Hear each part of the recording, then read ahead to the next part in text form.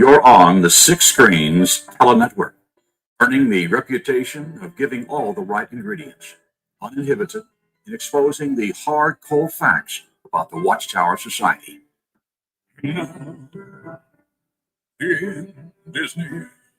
Well, hello, everyone, and so glad to see all the folks coming in here tonight. We have got Barbara Anderson back with us. She's been off for a month. People have been writing me, is Barbara coming back on? Yeah, she's coming back on. She had a little week off, and then we did the protest 2 weeks ago, and her program was on. So we missed her then, too, but we're all happy to have Barbara back with us, and she has an unbelievable ex-Jehovah's Witness man on tonight.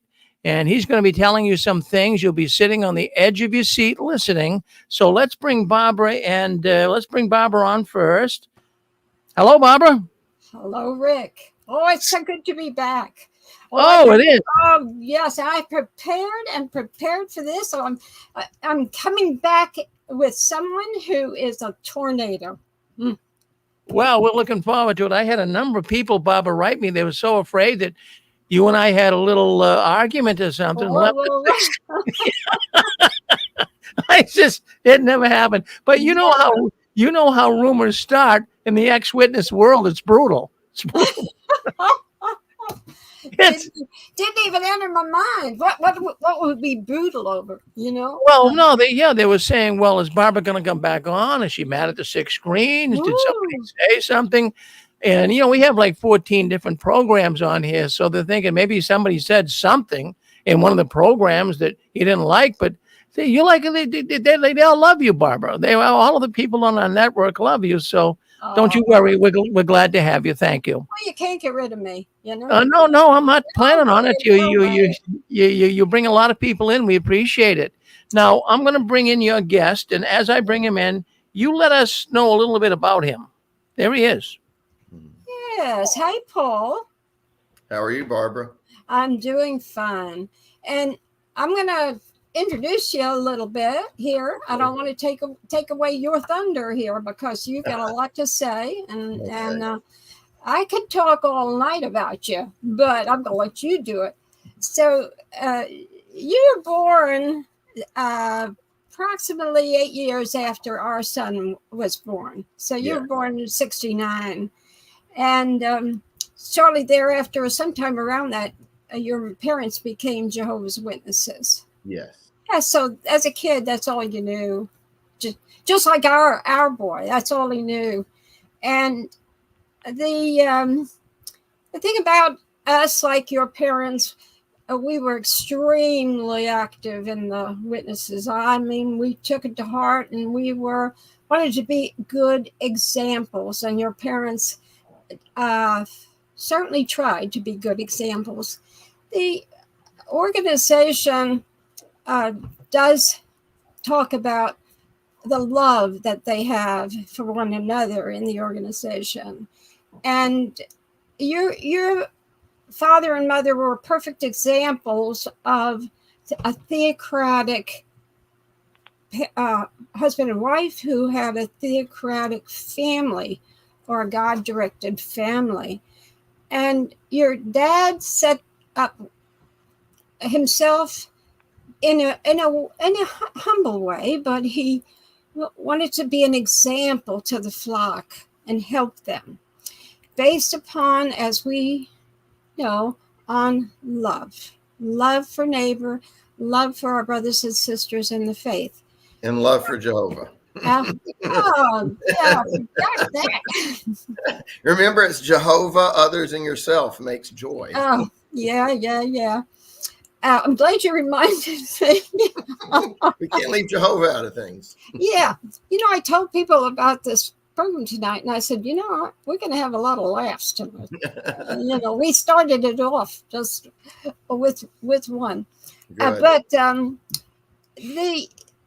the thing about your family, always want to set the perfect example, and it must have been right away. And of course, you're going to explain all this. I'm not. But what I'm saying is, as we tried to be examples to the flock to help them. We tried to show love. That's what witnesses kind of brag about, the love we have.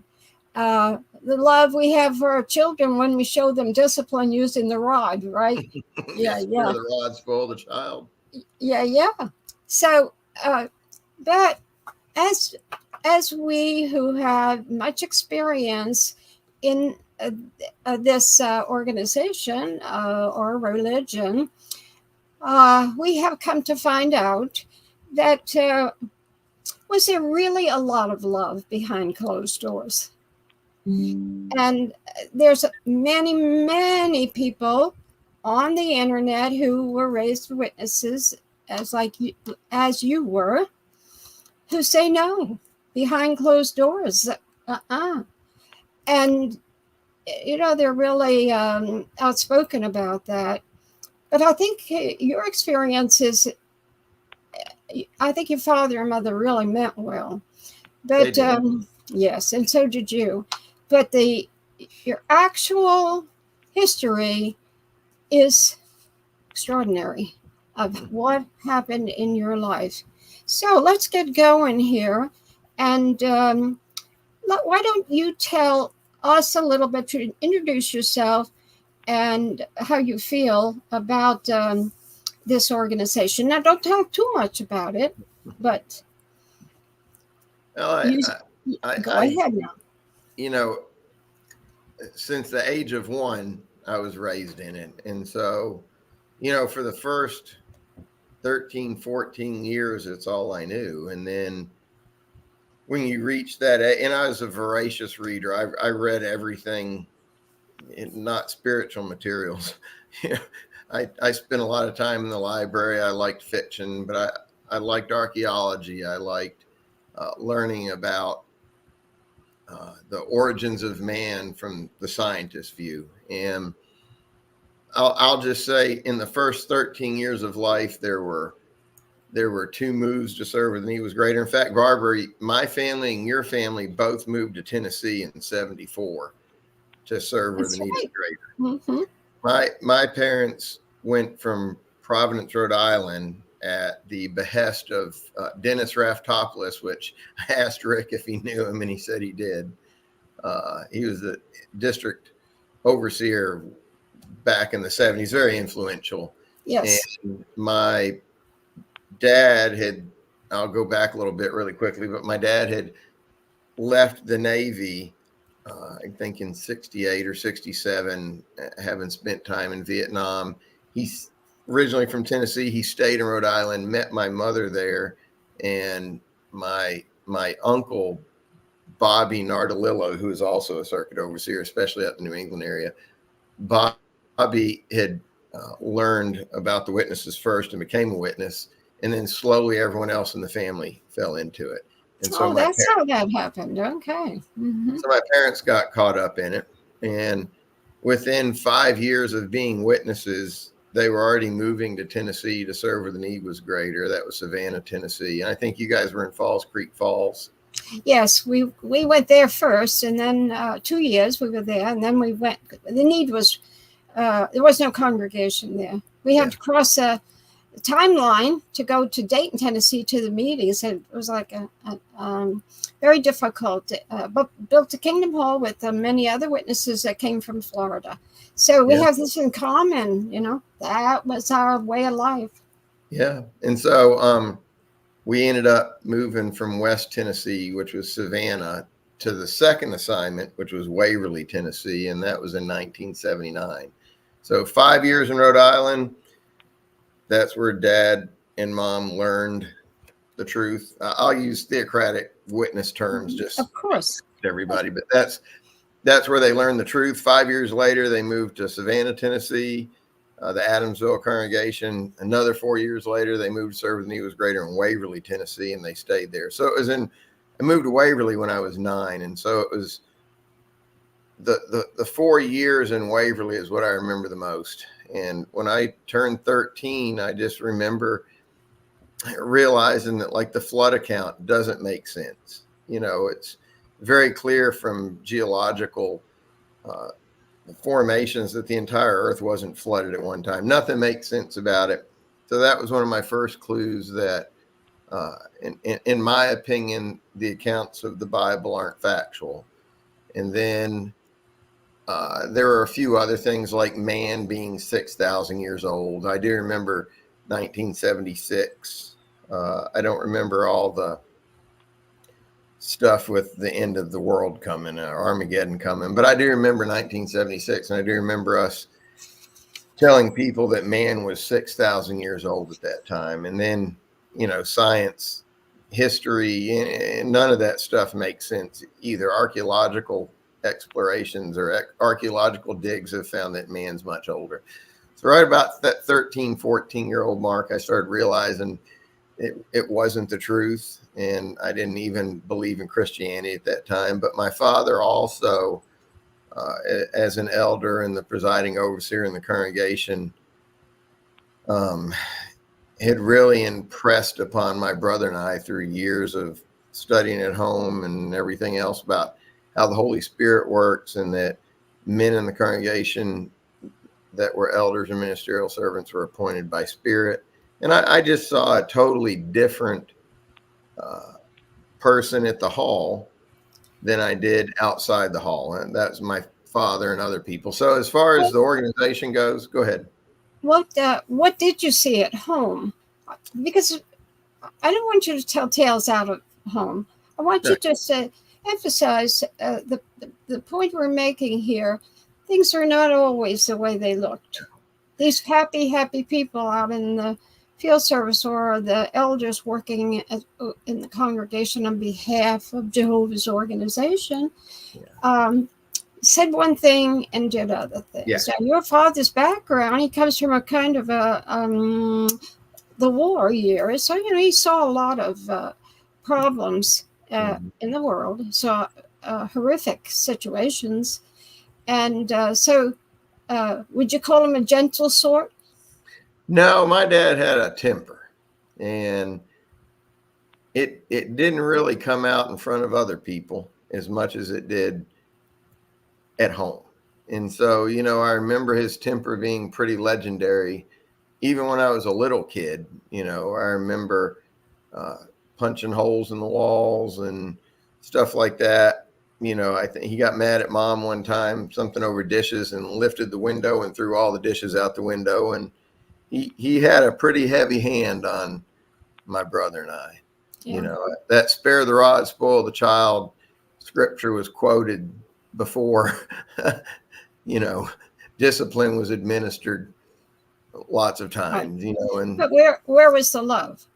Exactly. Spare But the rod. at the Kingdom Hall, you hear the scriptures about fathers don't be exasperating your children and things like that. And I would hear, how I would see how he would treat other kids, or if someone's kid was doing some of the same things we would do, that he didn't look at them unfavorably, especially if they weren't his kids, because, as an elder, you have to have exemplary family as well. Yes. So, it wasn't until just about a year or so ago that I was talking to a sister, using theocratic terms, but it was someone that I was raised with in that hall in Waverly, Tennessee, since I was 9. And she might even be watching tonight, but she told me that her husband was influenced heavily or tutored by my father on how to discipline children, and even your wife, how to do that at home. And her husband, Scott, was very heavy-handed as a result of that, and, I saw how my father treated my mother growing up, and still even in recent years, things like about her weight and stuff that are just crushing to hear from my point of view, to hear someone say that in a derogatory manner about my mother, that hurts, So there was really two sides to the Two family. standards. Yeah. And when you think about it, it shouldn't be like that. No. Should it? No, it should be the the face you have to the world is the same face you should have to your own family. Yes. But it's difficult because your own family can aggravate you. It is. And it wasn't just us. I'm going to defend my father very briefly in the sense of he was very hard on himself. Mm-hmm. And I think still is. I think his father demanded some perfection from him, and he demanded a lot from himself. I remember moving from Tennessee to New England for him was quite the adjustment, especially with the accent, a Southern accent. And so he would stand in the mirror behind the door and he would go A, B, C, and enunciate the alphabet and enunciate words so he didn't come across as a Southern hick. Yes. And that, so he was hard on himself. And Mm-hmm. I found going from the South to New England, everyone liked the accent, and as long as you were understandable, it just added to your personality. But he was very hard on himself. It's an example. You're setting the example. Who would think it would take you that far? Yes. That's not really what is meant by setting the example. But too many Jehovah's Witnesses or people who ascribe to the religious, the practice of the religion, are always trying to set the example or be more perfect or whatever. And it doesn't work. We're the hardest on ourselves. Yeah. Everybody knows that. And so hard on himself trickle down to hard on everyone around him. Yeah. And he might hear about this as you said this, but I would. Well, I've already talked to him. Yes. I've already brought all that to his attention. A little bit later on, when I tell you how the rest of my life ended up the last few years, I actually had that conversation with him about how he treated us and how he treats my mother. Well, that's what you should do, right? That if you have something to say, you say it. And, I knew it was at the end and we weren't ever going to have another conversation after that. And I'm like, now's the time to say everything. And it wasn't mean, but it was now's the time to say anything that I needed to say for all those years and say it. It's nothing to lose. Well, people make choices, and he chose to remain in the organization. It fills his needs, and you chose not to. It didn't fill your needs. So you went, you were very familiar with the organization, every bit of it. From what I gather, your family entertained governing body members. Your father was really a troubleshooter for Jehovah's Witnesses. And so eventually he was asked to be a circuit overseer. And that comes with a lot of baggage, a lot of problems. They have to live up to a higher standard. Yes. And they're always watched. It isn't easy to do that, but people choose. They choose to do it. And for those who don't care for it, they get out of it. But at the same time, it can really wreck a person's way of thinking. But, we're all different. And we're not here to criticize individual personalities. No. It's just that I often say that the writers of the magazines, they portray the organization in an idealistic way, don't they? Yes. And so the readers who subscribe to the belief system, they want to live up to that. But any psychiatrist or mental health practitioner will tell you it's impossible. Yes. Yeah. Well, I've often thought about how, Jehovah's Witnesses aren't mainstream in anything.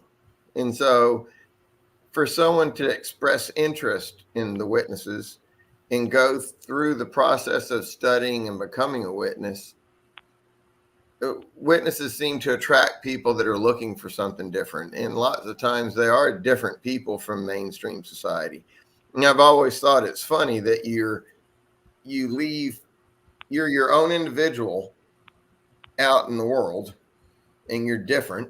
Maybe you're more apt to help people because that's what being a witness is supposed to be about, or maybe you look at things a little differently and you become a witness, and then all of a sudden all the individuality is gone and you're forced into a box where everybody wears the same thing, they drive the same 4-door cars, all that stuff. It takes individualism away and people become robots, and you can't fit someone into a box without them trying to punch through it at some point. And I think that's what happens as witnesses. You can't be perfect all the time. You can't fit in that box, and you act out, and then all of a sudden you're a bad guy. And you won't have Jehovah's blessing unless you do what you're told.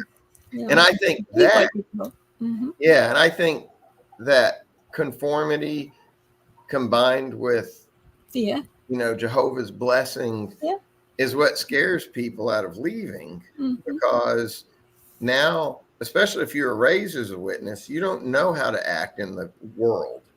And so, that's what I've preached for a long time is don't worry about what's going to happen to you if you get away. A lot of us stay for a lot of reasons. I was PMO, physically and mentally out, for years just to keep my family in my life.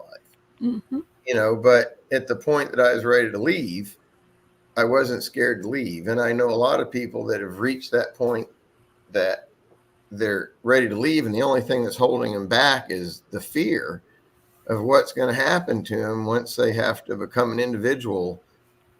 In the truth, everybody's your friends. And when you leave that, you have to actually make friends. Well, you're told it's going to go from bad to worse if you leave, and then God's going to get you at the end. So they'll say you're under Satan's influence, or you won't find good, genuine people out there. That's the biggest one. Everybody's out to get you. They're all demonized. Or the other one. Why do they have judicial committees and congregations all these many years?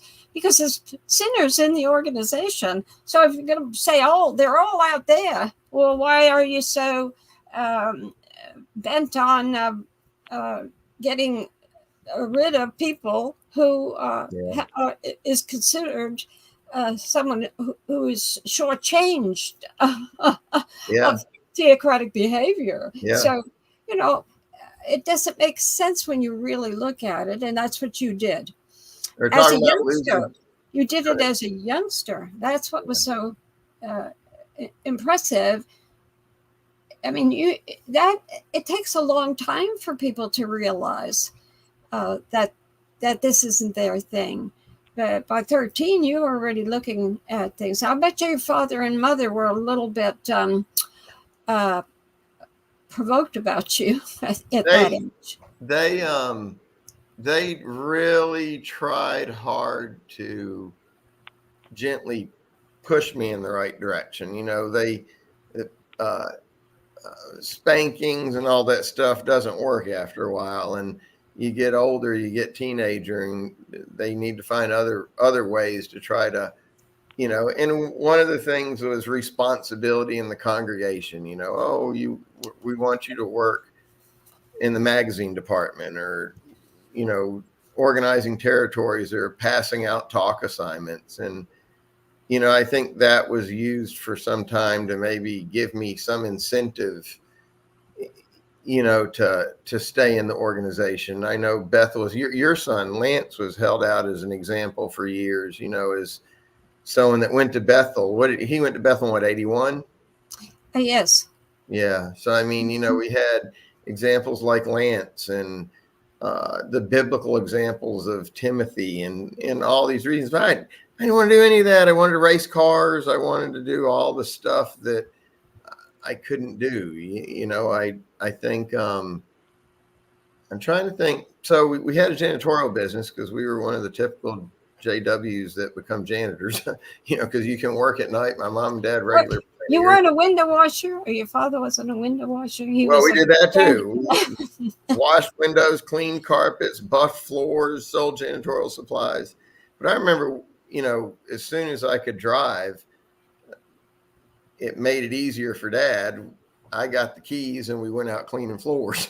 So, I would go to the bar that we cleaned and I would drink. I didn't want to be a witness. I smoked cigarettes. I drank. I wanted to do things that weren't witness like. So there was no sense in trying to be a witness. Well, your dad becomes a circuit overseer in 1995. I made some notes here.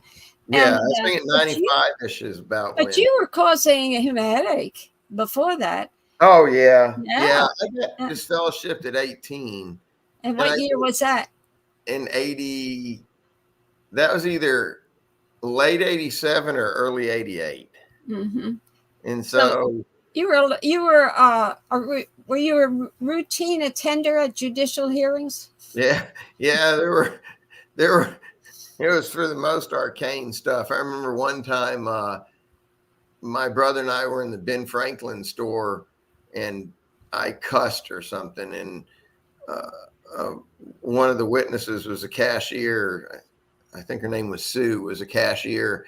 And she heard me say a cuss word. And then the next meeting we were in the back room, which ironically, I thought that was funny that I got in trouble for cussing when one of the governing body members that stayed with us cussed. You and I talked about that. You could say his name. He can't sue you. He's gone. Oh yeah, Carl Klein. I didn't know if. Yeah, what a mouth on that man. Oh yeah. Well, and I asked you, and we talked. I'm like, did you ever hear Carl Klein cuss? And you're like, oh yeah. Oh my gosh. and he cussed in English and German.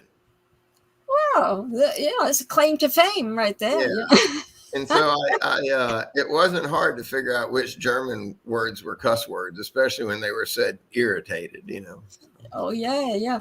Well, he could be easily irritated. It was just personality. Well, and I remember we picked him up at the airport one time in Nashville, or it might have been Memphis. I think it was Nashville. And they were coming to stay with us. I think he was maybe the convention speaker or something. And we get to the air. It might have been the first time he stayed with us, and we picked him up at the airport and we're leaving and he's got a long trench coat on and his briefcase. He goes, I can't do his accent, thick German accent. I want to go knocking on a door in Tennessee. I've never been out in field service in Tennessee. Pull off the interstate. And Dad's like, we don't know anyone around here. It's not far from our territory. Right. So we just pull off the interstate and pull up to the first house we go to. And it's a Sunday, and Carl Klein and Dad hop out of the car, and Carl goes to the door and he knocks on it, and he's tall, a lot taller than my dad, physically imposing. And the guy comes to the door and flips out. He goes, I told you never to come back here again. Get off my porch. And Dad's like, come on, Carl, we got to go.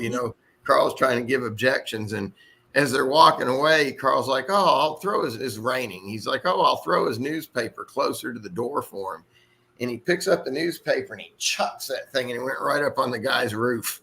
Oh, yeah. And Dad's going, we got to get out of here. Well, they remember that homeowner will remember. Oh, yeah. As he climbs on the roof trying to get his paper. Yeah, he's probably somewhere right now telling the story of the time the JWs came and threw his Sunday newspaper on the roof in the rain. These are very human experiences, and we all had them, even from governing body members. I've heard of where people called at the door, and they were important ones in the organization, and they were mistreated by the homeowner. And so then as they walked away, they, under their breath, said, you old goat. And the householder heard it. And then they have to give excuses what they really, no, it didn't say that, to get a vote. Years ago, people were that way. That when I became a witness in the 50s, they were still had the that holdover from the years before. They were very nervy, and then we started being taught at the ministry school how to be nice. Yeah. Oh, I still remember growing up of if they're shutting the door, you put your foot in the door.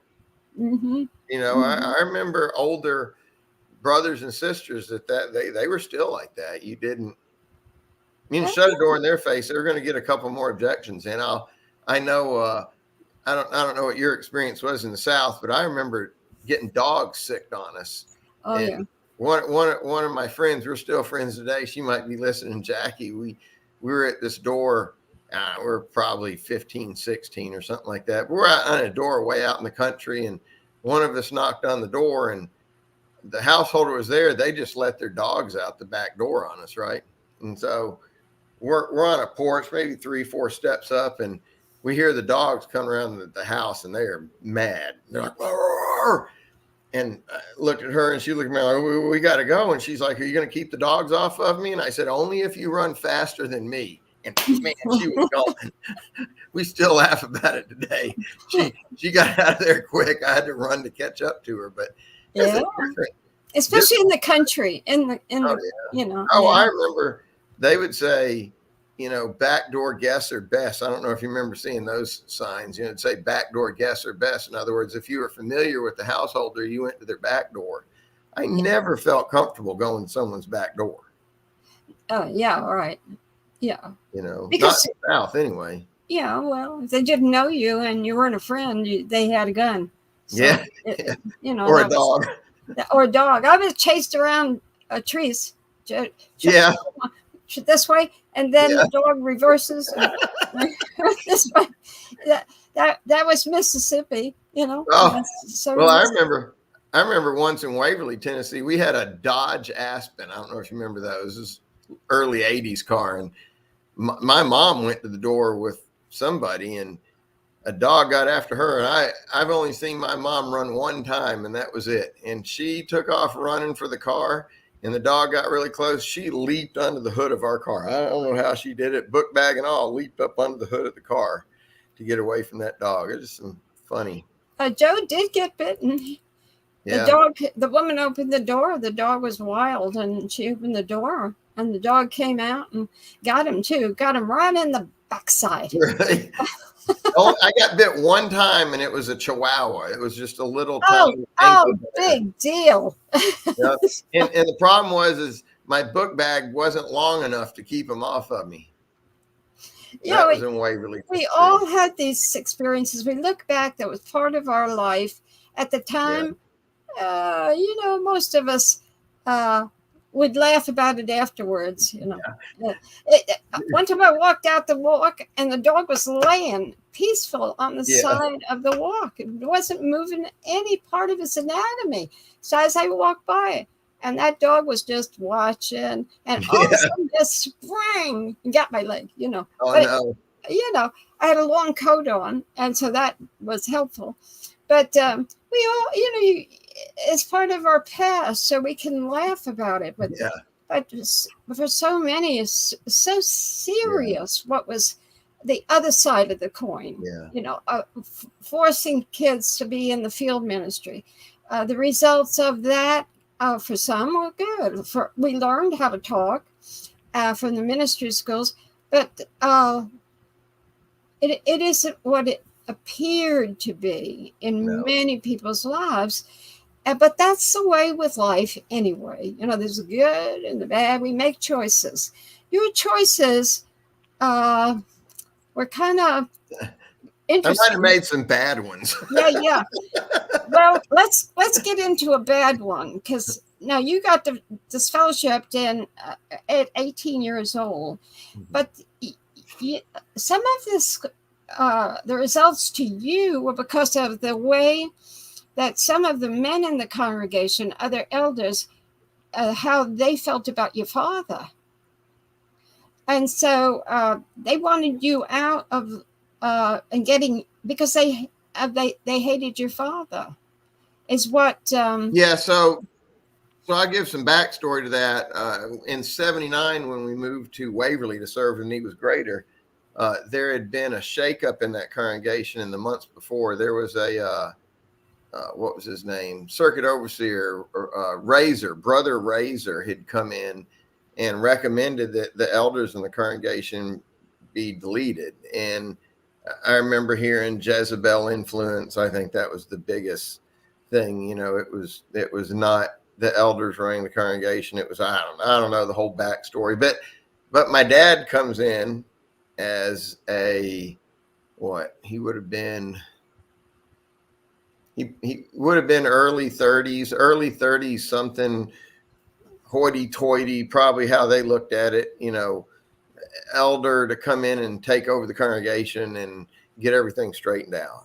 And so, there's obviously some animus there all through the year. And he looked like Brother Razor. I kept hearing that. That was the other thing, is he looked a lot like this elder that decided to have all these other elders deleted. And so, mom's a regular pioneer. He's a regular pioneer. Works for himself in the janitorial business. There were just so many things that made him different from these other folks. And that animus that persisted the whole time we were there. That's right. Still to this day, there's people there that don't like our family because of that. And I'll tell you, a story is when I went to get reinstated several years later, because I was only just an hour or so away. You got this fellowship for cursing, drinking, trouble in school. Yeah, I'd gotten in trouble with the cops. The whole gamut. My goodness. And is this a symptom of rebellion? I think it largely was. I just spent so much time cooped up in that faith and in the house, and I had to work for Dad, and there were Kingdom Hall builds and all the stuff. My dad gave me the ultimatum of I have to regular pioneer or I'm going to have to move out of the house. And so I started regular pioneering in name only, just to get through. But a lot of it was frustration. I really stayed frustrated that I wasn't allowed to do any of the things I wanted to do. Well, was your brother, did he go through the same thing, or did? Yes. Yes. So my brother actually was getting into trouble too. I remember when I graduated high school in '87, we got alcohol and rented a motel room and had friends over, and he got drunk and someone told on us, and that was kind of like the last straw of stuff. And after I moved out of the house, I know my parents eased up on him quite a bit, and he ended up going to Bethel. Been there 35 years or something. Been there right? for 35 years, yeah. Mm-hmm. So I mean, I think that there was a lot of pressure on my brother after I left to not turn out like me, and so my dad transferred his being hard on his own self to my brother being hard on, and I had the same thing. I've been hard on myself for years, that's not to be a witness, but to succeed in other areas, gets passed on. Did when you were disfellowshipped, is that when you moved out? Yeah. So my parents were going on their 20th anniversary, I think, wedding anniversary. And on the week I got disfellowshipped, and Dad said, be gone when we get back. And so I had a week to get out of the house, and I had a few dollars saved up. I worked for Dad, in fact, I had a little pressure washing business on the side, which, I couldn't keep any of that equipment. I'd financed it all and he co-signed on it. So I lost that. I lost my truck. I was down to a 77 green 4-door Pontiac Ventura with white vinyl interior, and I think I had $300, if I'm not mistaken. And Dossie McCaleb was someone that I knew from in town. He had a pool hall. I used to go there and shoot pool.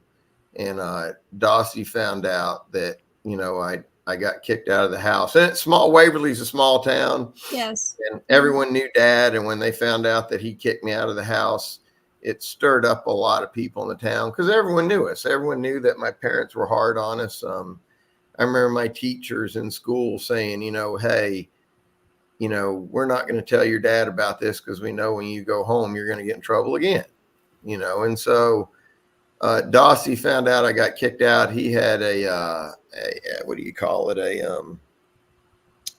Not a dorm room. What do you call it where you rent a room? A boarding house. He had a boarding house, and it was $75 a week. And yeah, so I had a little over $300. I had enough to pay for a month in that boarding house. And so I ended up getting a job at Advanced Laundry. They stonewashed blue jeans, and it paid basically minimum wage. And I made enough to stay in Dossie McCaleb's boarding house for a month. And then after I ran out of money, I moved into that green 77 Pontiac Ventura. In your car. Yeah. Yeah. Which, that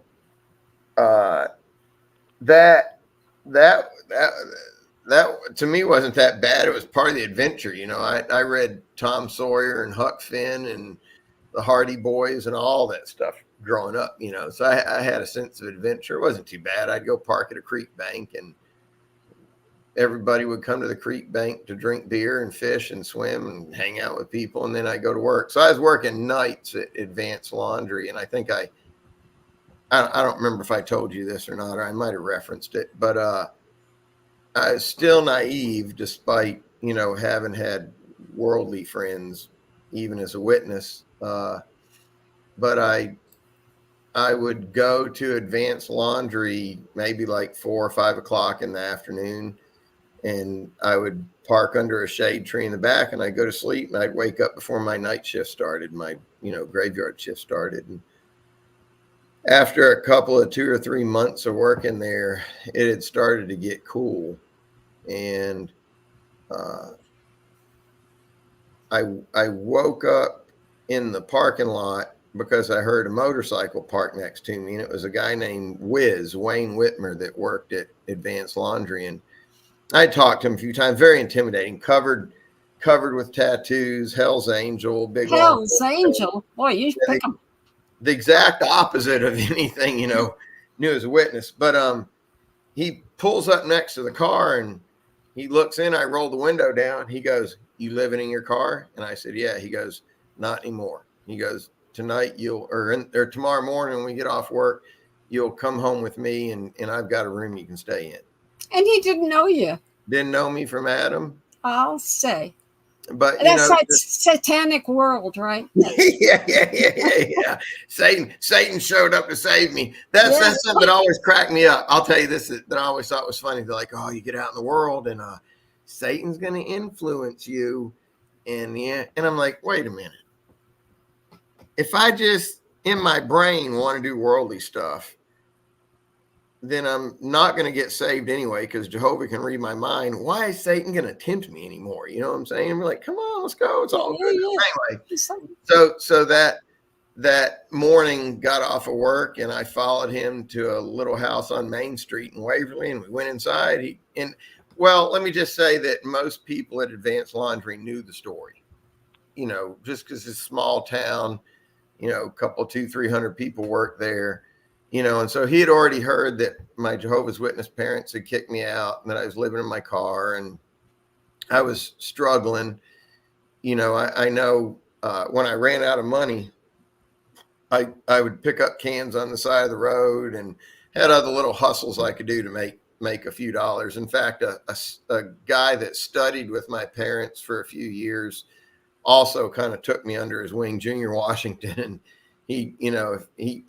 he'd seen me somewhere. You need to make any money? I'd be like, yeah, it'd be good to make a few dollars. He'd come with me, and we would go do something, make 30, 40 bucks. This is in the 80s. This is enough to feed me for a few days, and I would fish for food. But anyway, Wiz, I follow him to his house in the morning, and is a couple miles away, and we walk in. He goes, "This is Jessica. She can be your mom now," and it was, she's like, "Oh, honey, what do you want to eat?" And they they looked out for me, in a way that the organization said, That's you're right. a sheep amidst wolves, Yeah. and The witnesses talk the talk. yeah. And Don't so, walk the walk. I was immersed into a totally different world at that point. I think I smoked pot when I was 16 or 15 or 16 and had, smoked pot a few times, but I'd never seen the stuff that, I saw there, but it didn't bother me. It was just part of what you see. It's a carnival show every Yeah. day. Well, it's part of growing up. Yeah. You don't want that for your children to do, because it could lead to perpetual disaster. But for the average kid, they have to see what's out there. It's in biblical times. They weren't all. Look at what the people were exposed to in 2,500 years ago. Well, just think about this. If in Israelite times is sending your dad and your brother is going out and wholesale slaughter whole villages, man, woman, children, and animal. Mm-hmm. Yeah. Today's times are a lot more mild than that. So you got into really introduced you to the motorcycle world?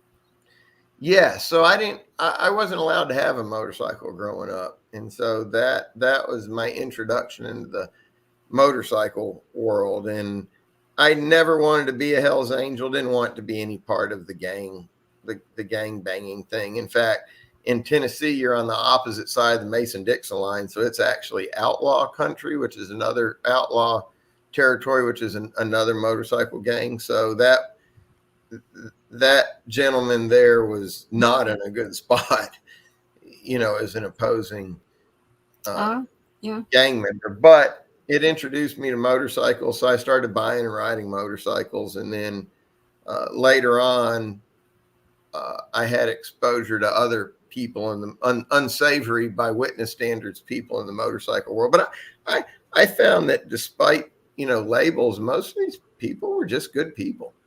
They just viewed things a little differently than everyone else. So what was on the banner and showed you on that motorcycle? And oh yeah. And so now I race motorcycles. I had raced other stuff, boats, cars, 4-wheel drive, rail bug, all kinds of junk. And then I was doing some off-road stuff. And in 2015, I had a spine surgery.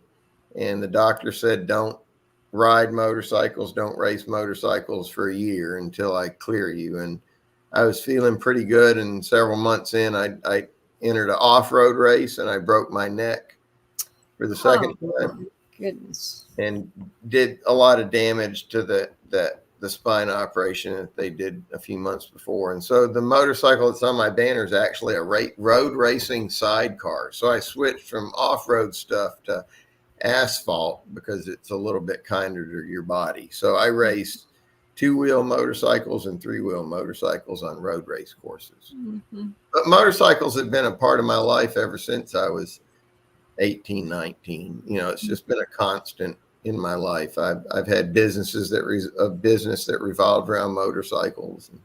You found a world that fit you. Yeah. You found something, and that's the thing about the sad part about when you raise a child in an extreme religion and force them to think differently than what their natural desire is. It doesn't work. So it breeds unhappy people, unhappy young people, and then unhappy older people. So, you what'd you do after that? Now you had in around 93. So we got a few years there. So you got about 6 years. You got disfellowshipped in 87. So I got this fellowship. I ran wild for a few years and a lot of partying, a lot of doing things that weren't probably even right by society standards. But a girl that had a crush on me as a witness left and found me. And we ended up getting married. And we lived together for a couple of years or so. And then, excuse me. And then we both wanted our families back in our lives. Her family were witnesses too. And so we got married, started coming back to meetings to get our families back in our life. Mm-hmm. So that's in 93. Yes. Your father becomes the CO in 95. Yeah, I think you've been doing some Temporary. yeah, He was temporary CO work. Yeah. Yeah. And so then by 96, life changed again. Yeah, we got reinstated, but we were physically out, mentally out, physically in. We hadn't really, we didn't really take it seriously. We both smoked. We both did stuff we weren't supposed to do. And by 96 or so, I'd stopped going to meetings again and just kind of faded back out, you know. What kind of company were you keeping when you faded 96? Well, I've found that as a witness, if you're on the edge, you attract witness friends that are on the edge too. So I had witness friends that were on the edge, you know, or the fringe of they were physically and mentally out. But I was doing show cars, I was racing motorcycles and things like that. So my company were again worldly people, you know, people in that world that I was in, which was motorsports. So by 2000, where did you end up? Well, tell the audience before you go on. I'll tell you what happened between 96 and 99 if you want. We want to know because we want to fit you in like a puzzle. Yeah. So after I faded, I started a business and I had a big warehouse, and I had a lot of Mexican guys working for me, and they needed a place that they could pull tractor trailers into to unload shipments of marijuana. And so my warehouse provided a good spot for that. And so I let them use my warehouse to unload shipments of marijuana. And so you're leading up to what happened February 27th of 2000. I was divorced, got divorced in 99 from the girl that I'd married. She's a good person, probably still a good person, just didn't work out. And I had lost quite a bit in the divorce. And so I allowed these people that were friends and also worked for me to use the shop to unload shipments of marijuana so that, you know, I had extra income coming in. And a truck and tractor trailer with 1,200 pounds got pulled over coming out of Texas of marijuana. Marijuana, wow. Yeah. And that's 24 years ago. That was, you know, it was a big deal.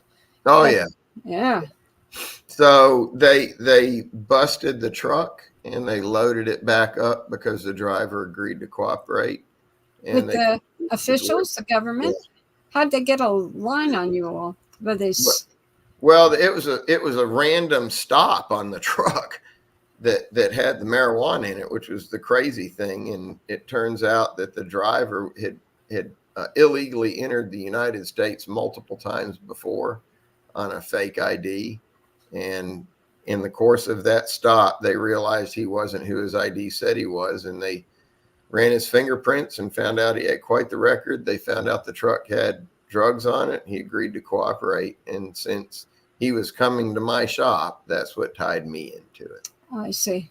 So about 6 months or so later, after that delivery was made, that was February 27th of 2000, I was sleeping on my couch and I heard the walls shaking, and it was SWAT team trying to gain entry into the house. And I got arrested for a marijuana conspiracy, mostly marijuana conspiracy and weapons charges. And because it was a conspiracy, they threw anything into it that had anything to do with any other drug that came through there. So it was cocaine as well. So February 27th of 2000, I went to jail with $1 million bond, and I didn't get out until, I got out. I went to halfway house at September 8th, 2009, but my official out date out of halfway house was March 6th, 2010. So I did 10 years and a week in federal prison. Tell us some of the amazing things that happened in prison. Well, I say amazing. It wasn't amazing to you, but it was amazing to me to listen to this, because you're the first person I ever really talked to that had an experience like this. Yeah, prison can be a transformative experience. I actually did well in prison because I knew how to live in an environment that, I had to live in an environment as a witness. Yeah. That was a hostile environment. That do what you're told. You had to walk the line. Yeah. And what'd your father say? Your father says, what's the funny one when you told me? My father used to say, I got one son in God's house and the other son in the big house. It is comical, but on the other side of the coin, nothing to brag about. But other than that, he didn't lose his sense of humor, did he? No. It might have been at my expense a few times, but yeah. Well, that's how we bounce, right? Yeah. Through life. So how about the meetings? What went on in prison? Oh, wow. Well, in prison, you have got time to do a lot of stuff. And so, of course,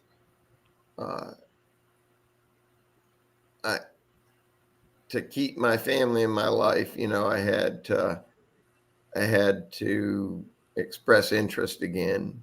And I did while I was in county jail, waiting to go to the prison I was assigned to. And because my brother worked in the bindery, he was bindery overseer, he could get me any books I wanted.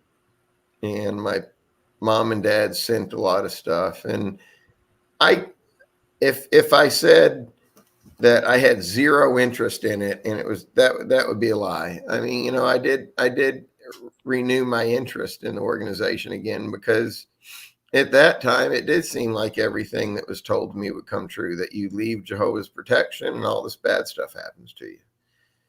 And I think that takes away accountability for some people. For me, I can say, man, no one made me do anything I did. I'm accountable for everything I did, and that's what got me there. It wasn't Satan.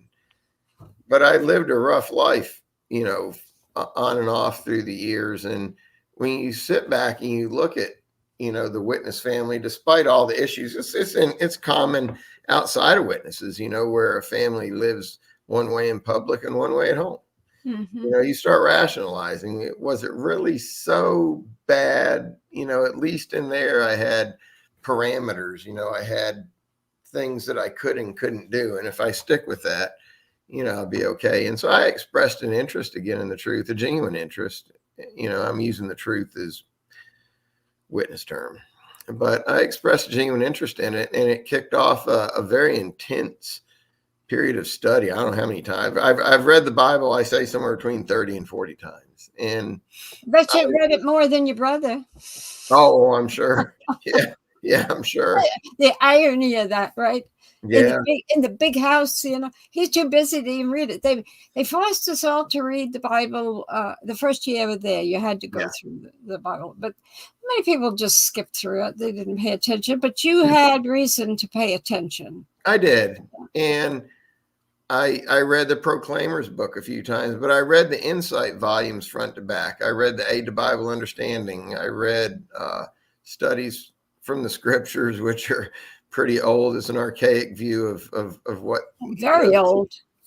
But I had access to a lot of books. And I think one of the things that I feel like the Proclaimer's book, and you're probably going to know more about this than me, that the Proclaimer's book came about because of how much disinformation was out there about witnesses. And I think the organization said, let's hit this head on. Let's admit to some stuff. Let's admit to celebrating Christmas. Let's admit to whatever, but let's tell our story, our version of it, and get out in front of it. And so having read that, I also read some other stuff that told a different story, about I have a book here. Let's see it. Okay. Here we go. See? Oh, there you go. You got it. Yeah. Well, and that was the one that came out with the history of Jehovah's Witnesses. There was so many errors in it. Yeah. That's the reason why that, and so many complaints through the years about it. So that they were trying to put together more reasonable. They didn't have it. The problem was after Rutherford's days, nobody cared about the history, and so there wasn't much left to even read. They didn't have an archive of material to do research, so they were really longing to do that. So when we studied this as Jehovah's Witnesses, we didn't realize that there were so many errors in it. How would you know? But if you compare them, you could see. But a lot of this is based on opinion, anyway. And people left how they felt about the organization. At Bethel, some of the oldest members who died during Noah's days, everything in their room, personal stuff, because they didn't have any relatives, and they're dying in their 80s and 90s. So they put the stuff out in the hall, and any Bethelite wanted anything, he could go get it. And a lot of the old stuff that was accurate, telling a tale of something that happened, went to the four winds. Yeah. So they didn't have it. That was when we went into Bethel in the 80s, that was a complaint. There wasn't much resources to look at to see what the accurate history was.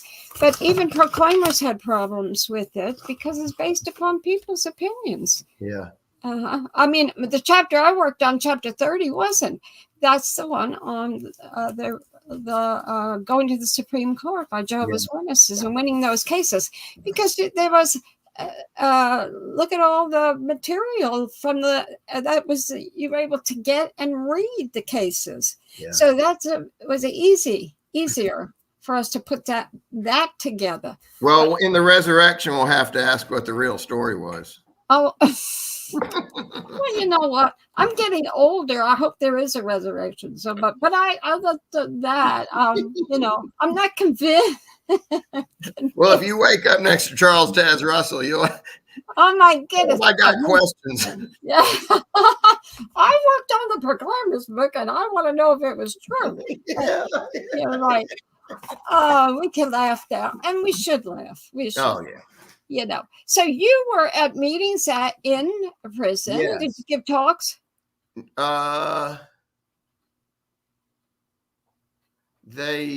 We had ministry schools then. Yeah, we had parts. Talks. Yeah, parts. We had parts that we did, like Bible reading number. So did you have a prisoner who was assigned as the theocratic ministry overseer or something? No, the Millington congregation came in and serviced the prison, and they had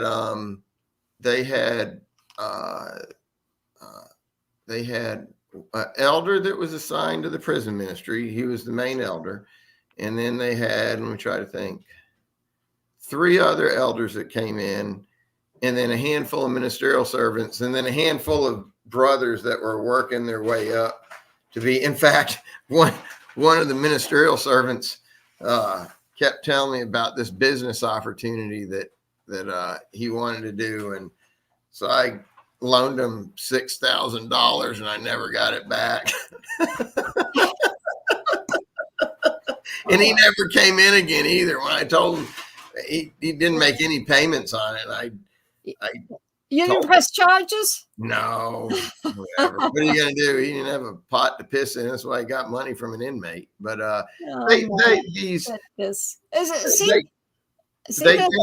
always the other side of the story. See? Oh, yeah.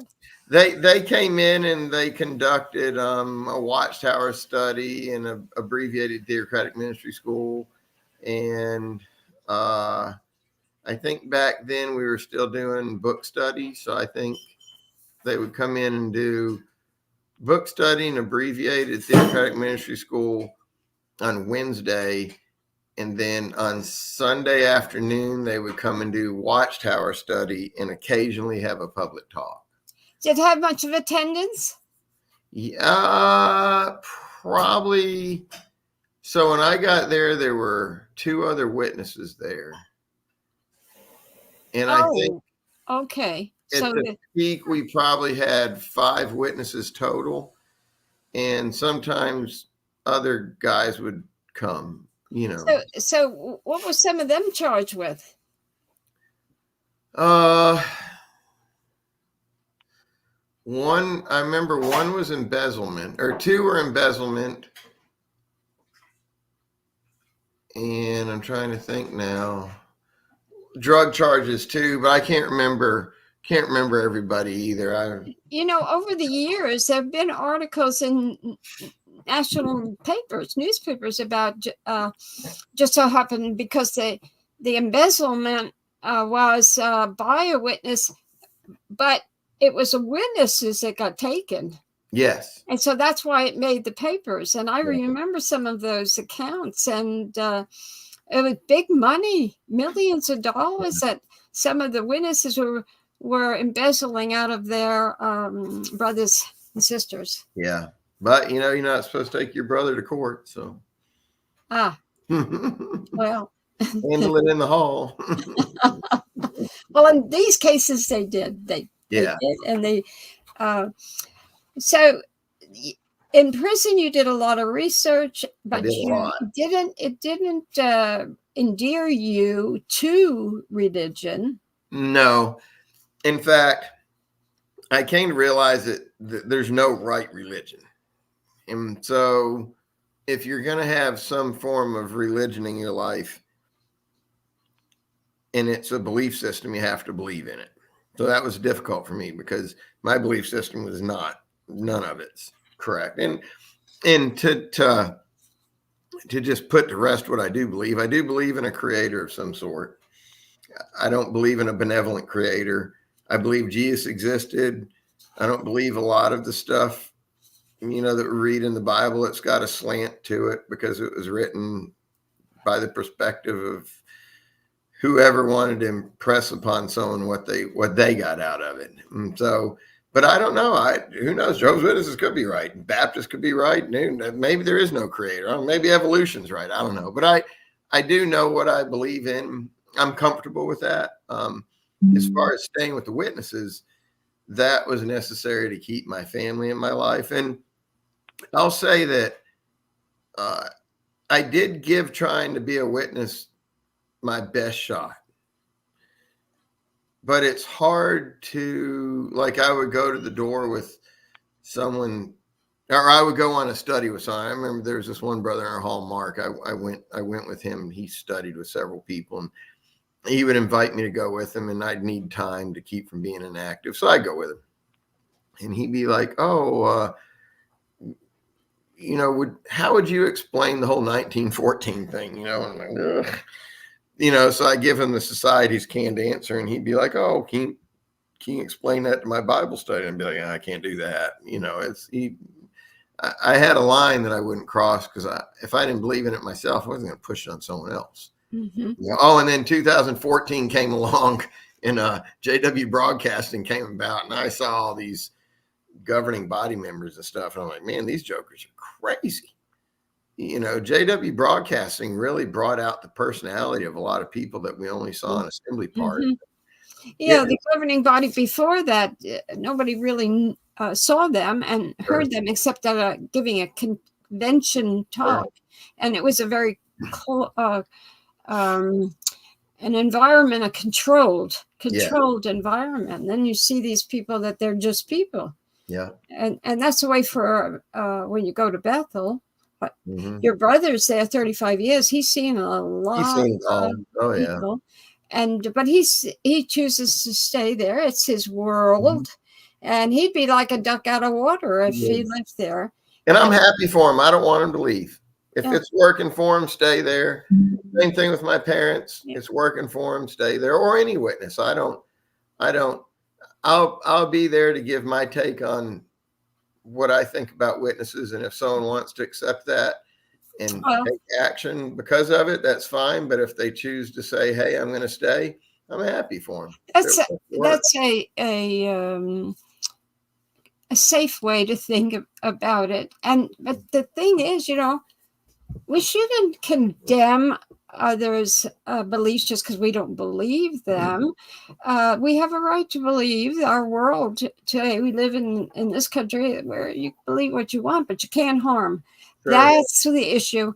That's the whole issue why there are so many people on the internet talking about Jehovah's Witnesses, because their religion, in too many cases, harm, and they the witnesses are protected because of the type of belief, like the two witness policy or this or that. So it's not hatred. Yeah, I couldn't care less that people. My son is a witness. I don't care. He has freedom of choice. But if he does something that's illegal in the name of the witnesses and supports that, of course we would not condone that. Sure. And so the witnesses are in trouble as a organization in many countries because they do things that people frown on. Yeah, and and I look at it like this: if you're going to be a witness, be a good witness. Because a good witness isn't going to be a child molester. A good witness is gonna show love. They're gonna follow all the tenets. That's right. Yeah, I mean, I don't agree with the no blood thing. That's Although they don't either. They just can't get out of it. Yeah. So little by little, all these things are going by the wayside. Yeah. But so we take a practical viewpoint, not hatred. Yes. Get rid of those who break the law. Yeah. Don't protect them. Don't put into practice policies and practices that injure children. Yes. And we're not talking here about child sexual abuse. Yeah. Of course, we understand. That's a totally different issue here. That's criminal. All criminal things should be reported to the authorities. But it's not sound of mind to inflict the kind of control that Jehovah's Witnesses used to have over their children. I don't think that it's a different world now. It is. And, I think back to, when we were growing up, you could restrict your kids' world down to this little box. They had their bedroom, the front yard, the backyard, maybe a little bit in the neighborhood, and that's it. And kids nowadays are exposed to everything, with phones, with what they see on TV. And I think parents are a little more accepting now as to just how much they can restrict their kids. In fact, I got married again. Did you? Tell you about that. Yeah. I'll say while in prison, I did a lot of research, and I realized the whole 607 BCE thing was wrong. I used to get BAR, Biblical Archaeology Review, and a bunch of other books and magazines, and read, and only the witnesses used 607 BCE for the destruction of Jerusalem. Absolutely. Yeah. And so I started doing some research on that, and I realized that the whole countdown to 1914 was wrong while I was in prison. And you could do that with the Insight volume and the Aid to Bible Understanding, or what was it, All Scripture Inspired? I can't remember. You could do it with a few books, but stuff didn't add up. But at the same time, I realized that not every religion's like this. There's some things that just don't add up. And if you're going to be in religion, that's just something you're going to have to accept. But anyway, I got out. I didn't have any place to go. I had my brothers in Bethel, and my parents are, still in the circuit work. And so my brother's father-in-law, who was Kobe in the congregation that I ended up moving to New Hampshire from prison, agreed to let me live in their mother-in-law apartment. I'd pay rent. And he had a landscaping company, had a landscaping company that I could go to work for. And I've got nothing bad to say about these people. To take an ex-con into your house. That's right. Give them a job and apply. I mean, they knew I wasn't a You weren't an axe murderer. Yeah, exactly. And so I got out of prison. I went in Tennessee. I went to New Hampshire. I was in the Merrimack congregation and living with the Kobe, working for the Kobe. So I had to really fly straight and narrow. And I tried my best, but I met a girl in the hall, and within a year of getting out, we got married. And it was, she wasn't that straight and narrow of a witness before we got married.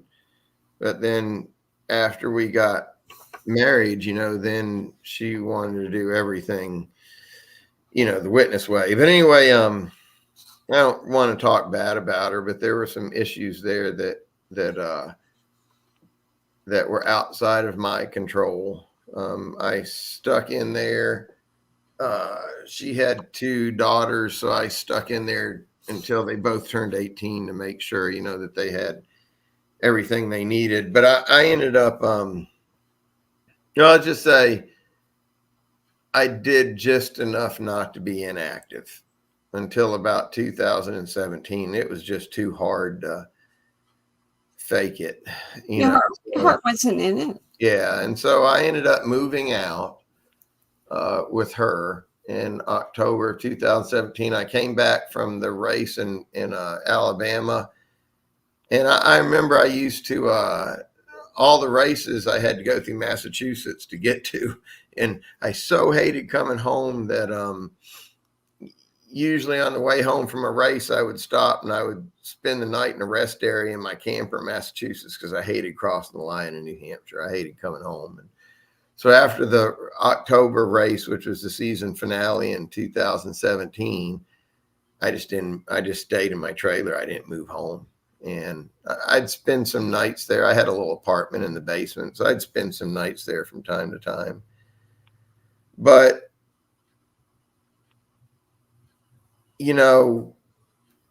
the toughest thing probably for me at that point, it was hard to walk away from my stepdaughters because they were good kids and I loved them. I didn't love my wife anymore, and I don't think she loved me. But the hardest thing to do is, to give up my relationship with my parents, and even though I'll back up a little bit, even though I didn't believe in everything, I still supported the girls being witnesses. I felt that it was what was good for them at the time. I didn't want them to leave, so I did everything I could do to support them. My brother being in Bethel and his father-in-law being the Kobe, our congregation often hosted special speakers and stuff. So the mother-in-law apartment that I stayed in with my brother's father-in-law, I only stayed in there a few months, but his mother ended up moving back in, and so didn't really have a place to offer for hospitality. And so my house, with my wife was always hospitality for any visiting speakers. So we had like, I don't know how many helpers to the governing body we had. We had, what's that guy's name? They call him Rocky.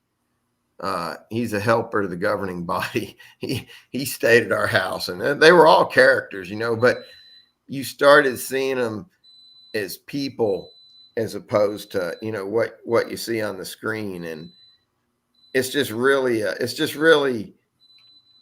like having Carl Klein stay with us. You see the human side of him. You realize that there's a lot of other people faking it too. There's a lot of other people that don't wholeheartedly believe in it. But then we had trying to think of this one. I ended up getting Lyme disease as soon as I got out of prison. And if you know anything about Lyme disease, it has to be treated right away, and it didn't get treated right away. They didn't figure out what it was for 4 years, and so I got very, very, very sick.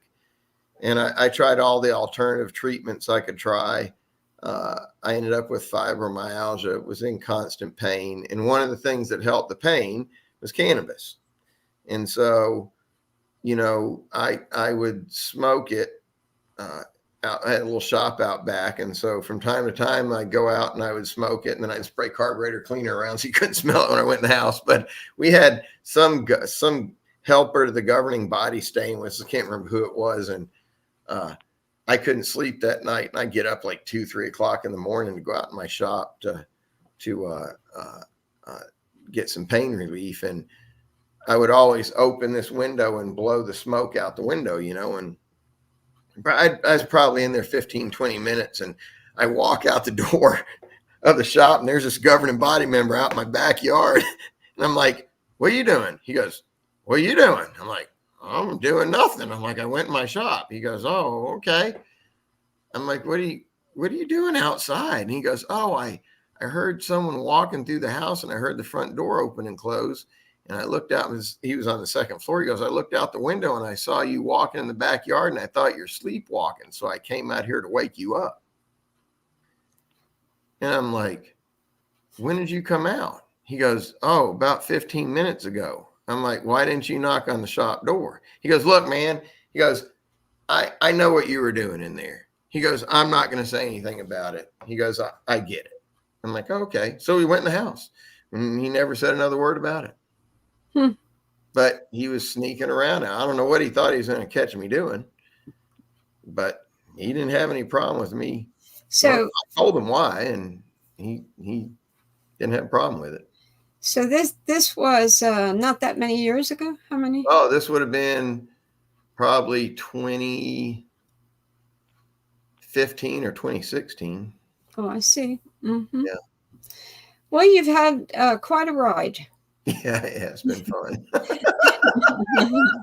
And you're like the banner that Richard Thrift designed for you. He did awesome. It was so apropos, just so perfect, And you rode out of the Watchtower on your. I raced away from it, and I guess the thing that I think is important, and I was talking about it earlier, is how everyone says that there's nothing outside of the organization. I'm sure you've heard that plenty of times. Sure. Man, there's nothing in the organization. Nothing. All the trouble I got into and all the things I did that put me in bad situations were things that I made the choice to do. Mm-hmm. I know plenty of people that have left the organization. They've never gone to prison. They didn't experience all the issues I experienced. Well, if they did, they don't talk about it. Yeah, sure. I mean, mine were all extremes because I did extreme stuff all the time. But, they talk about the only happy relationships you'll have is when Jehovah is part of the threefold cord. We've heard all that stuff. Mm-hmm. But, racing, I ended up meeting Andrea, the person I'm with now, and It was funny. We met at a racetrack. There's a podcast about it, and it's probably funnier hearing her tell it. But we met at a racetrack and we hit it off immediately. And I remember the first night her telling me, "I can't wait to meet your parents." and I'm trying to explain the whole Jehovah's Witness angle to him, and she didn't understand it, I explained how they would meet her, but they would want to talk her into being a witness, and they wouldn't have anything to do with me anymore. But anyway, I found happiness with her, and the only wrench in our relationship has been the fact that Jehovah's Witnesses are playing a part in it, and I told my parents about her within a few months of meeting her, and I didn't get I sent my dad a picture of us, and he says, that she was a good looking woman. That's all he said. That is so strange. They're just being stubborn, because I don't want to defend the organization, because I know why they did it, but it's in their elders manual that you can associate with your relatives, your children. Just don't talk about spiritual things. I know they put that in there so they use it in court to show that they don't shun family members. But they do shun family members, and your father is kidding himself, and so there's no two ways to get to make excuses for them. I did this with my son. I said, when I realized that and found that out, I sent him this is maybe 2015 or so, and I sent him an email. It was the first email for years and years, and I put that in there. And you know what he did? He blocked me. Oh. So they have a responsibility in all of this. Yeah. They like their world the way it is. They don't want to think about this, because if they think about it, it leads to thinking deeper on it. Yeah. And realizing this, as we opened up this discussion about love, there isn't the love in it that they talk about. What kind of love is it to shun people? Well, it's a fear-based religion. That's what it is.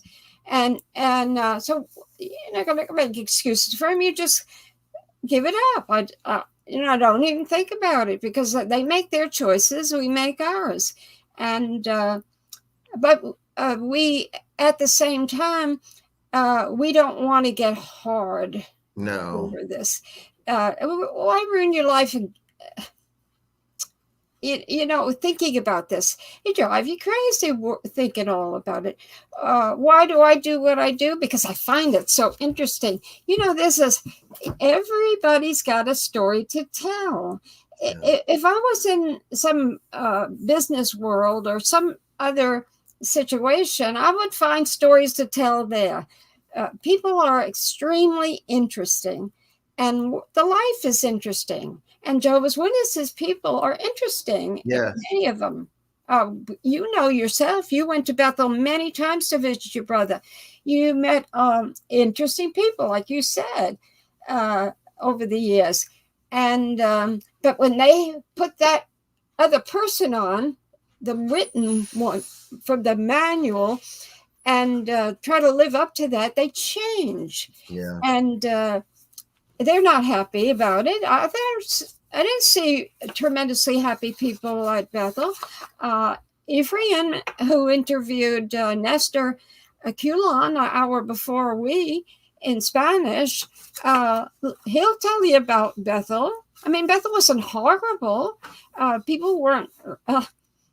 There was no rape and mayhem at Bethel, but it was psychological damage. Yeah. And Nestor talks about that. Yeah. And I think that the love gets misinterpreted. In an abusive relationship, I'll just use it where a husband's the abuser of the wife, he'll treat her bad and say, but I love you so much. I do this because I love you and I don't want you to leave. And it's fear and intimidation disguised as love. And that's what the organization does. And I think I hesitate to use the term brainwashing because of the negative connotation that comes Well, with you it. can use mind manipulation. That's what the French do instead Yeah. of. I like the term conditioning. That's good. And Yes. so, if you take a spouse that's been abused over many, many years, they're conditioned to think that that's what love is, and that's what they think of as love. Mm-hmm. And then they go on and do that to people they love. And I think that's what happens in the organization. My parents are conditioned, and a lot of other witnesses are conditioned to think that this tough love, this, if I associate with him, if I talk to him, I'm going to accept him the way he is. It's not showing love. What's love is to shun him so that he wants to come back, in that sense, love, fear is misinterpreted as love, or intimidation is misinterpreted as love. But then that trickles down into other things, and that becomes love too. And I think that's what my dad was, with him spanking, like he very frustratingly, I love my mother to death. In fact, I became a personal trainer to try to help my mother with some health issues. But he belittles her and says that, she doesn't love Jehovah. If she did, she would take better care of her health. I mean, that's control. That's control. But between mates, you can speak like that. Do you? You could, but you take it kindly. You respond kindly. They talk to you kindly. Yeah. They don't tear out your underpinnings. No. That doesn't work anywhere outside No. this religion, outside the Mormons or whatever. No. So we know that overall, these type of religions, like right now, there's a big fuss on to do with women's bodies. And they have no control over their bodies. And these issues are coming up all over the place. They're all control issues. So I think we've taken this subject and we've really covered it. But I wanted to bring you to the attention of these folks who are listening, and we have a little bit of time here. I want to talk about Meno Park. Yep, go ahead. Everybody who is listening doesn't know about Meno Park. It was a situation that took place in 2010, and it was a congregation, Kingdom Hall in Meno Park, California, and the Watchtower Society seized control. There were circumstances leading up to it. Now, you could add, because it was your father that was the circuit overseer involved in this. And let's say it. Let's say what I'm not an expert on it. I used to be, but I don't remember the details. That's a long time ago. Well, I can tell you the details from what I know from let's my hear side. it. Let's go. So he was in a circuit in Ohio that he was covering. And just last minute, they pulled him out of Ohio, sent him to California. And it turned out, from the way it was explained to me, that this Meno Park congregation, the body of elders, had taken over the hall. And they had disfellowshipped people that didn't agree with the things that they wanted them to do. I think they had control of the congregation accounts. I think there's around $40,000 in there. Back then, Kingdom Halls owned their own Kingdom Hall. And so, they had a savings account, and they were saving usually because they wanted to have a better Kingdom Hall. Or yes. Like that. Yeah, there was a lot going on there. And the society seized that money, didn't they? They took the assets, millions of dollars that was a building and assets, and then they took the bank account. And the bank account, I don't even know if they got all of it because it ended up going into the brother's name that took care of congregation accounts. I know they had fought for that. The organization fought for that money for a while. Well, the bank got involved in this. The bank, yes, it was Rico enterprise civil lawsuit against J.P. Morgan Chase Bank. Yeah. So RICO stands for Racketeering Influence Corrupt Organization, and it's actually a federal charge that was started to try to get Al Capone. That's what RICO stands for. And so I think they tried to enact the RICO Act to show that this was a much larger thing than what it was. And so what ended up happening is but you got to clarify for these folks. So some of the witnesses and elders didn't want their building taken over by the society. Yes, exactly. And so they fought against that. Yes. And of course, the society sent in their troubleshooter and a tough guy. That was your father. Mm-hmm. And so so they seized control and they disfellowshipped those elders. I remember there initially was like 2 elders that were, in fact, there was a physical fight, if I recall. Stuff got pretty heated, and I don't remember all the details to it, but I know Dad had got sued, and I think they served papers on him right before we were getting married. So that would have been like September of 2010, I think, is when he got served. It was right before our wedding.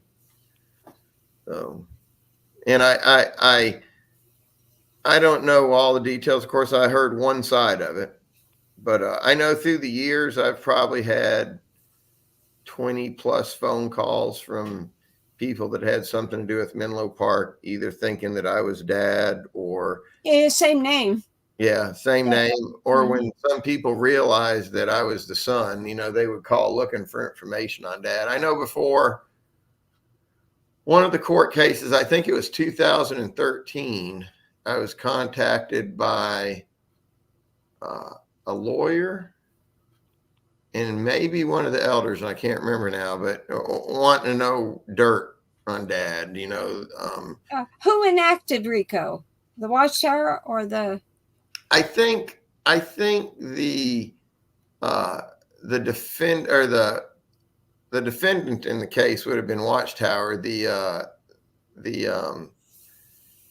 elder, I might have been a brother and a father and a son. I think they were the ones that tried to enact the RICO Act against Jehovah's Witnesses. Yeah.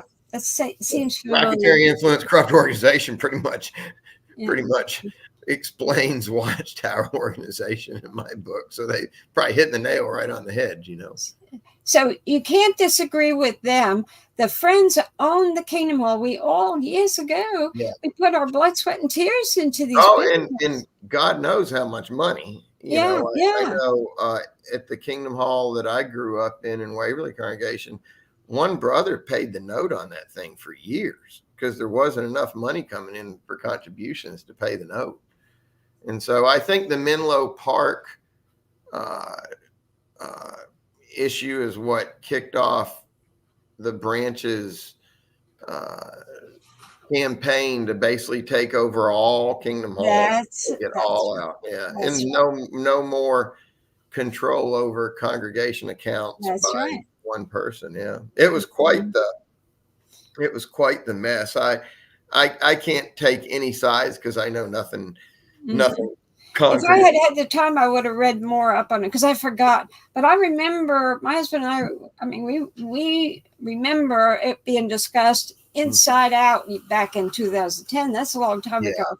And so maybe there's somebody out there listening when we turn this over to if there's any questions or somebody out there knows a little bit about this, please enlighten us. But the society, they flex their muscles in this. Yeah. And nobody else did. No. And of course, the bank got into hot water over this because if somebody had the account and was manipulating the bank, if I remember correctly. There was a lot going on. Yeah. Throughout all of that. And I don't know what's right, what's not right. I remember looking into it when I first got contacted around 2013. I'm like, holy crap. I didn't even talk to Dad about it because I didn't want to get involved in it. But I lightly questioned my dad, took what I remembered. I looked at some stuff online I listened to the case that the lawyer was telling me about, and I think it might have been he was the lawyer for one of the elders. None of it matched. So I'm like, all right, I don't know what to believe anymore. I will say this: the thing that bothered me out of all of it is that there were people that were disfellowshipped through the years by some of the elders, and when the elders were deleted, family members came and said, "Hey, my son got disfellowshipped for doing nothing other than disagreeing with this elder. Can he get reinstated?" And the answer they were given is no. They have to go through the whole process to get reinstated again. So I'm like, what a mess that is. If someone wanted to be a witness, they're fighting everybody. So Yeah. Well, it's living to their conduct over the years. The legal department of the Watchtower and the instructions that were given to them, or the elders who agree, the governing body who agreed with all of this, it's all coming back to haunt them. Yeah. Well, and we talk about the legal department, and you say legal department, and the picture that someone probably gets in their mind is a group of offices in New York somewhere. But the legal department is massive. In fact, one of the congregations I was in, one of the brothers there went to law school to be a lawyer to help the organization.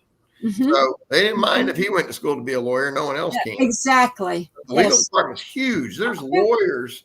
Well, the society has paid for it. Yeah. Brumley, who got sanctioned just recently for lying in this recent Montana case. Well, it was a 2-year period that all of this was going on.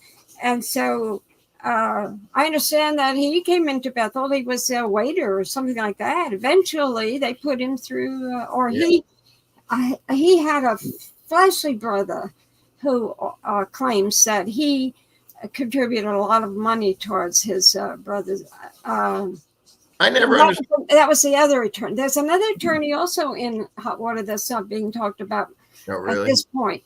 And because these attorneys lie for the Watchtower. Well, it's getting known out in the world. Yeah, that their Watchtower attorneys lie. What kills me is if we as witnesses shouldn't need lawyers for one, but it said in the Bible that if you would appear before courts and God would put the words in your mouth to say, it's so hypocritical. It's just, don't take your brother to court. Well, look at that. Oh yeah, they'll take anybody to court. Absolutely, and they appear to be powerful and intimidate other organizations. That's how they've gotten along. Anyway, it starts in elders meetings. Look how intimidating it would be for some young woman to sit there and tell two elders what happened to her by someone else. Yeah. Those same tactics go right up the line to the legal department. Would be the same intimidating force to anybody. Well, there's two sides to every story. The Watchtower, in their manuals, they tell these men not to ask these kind of questions after the reports started coming in.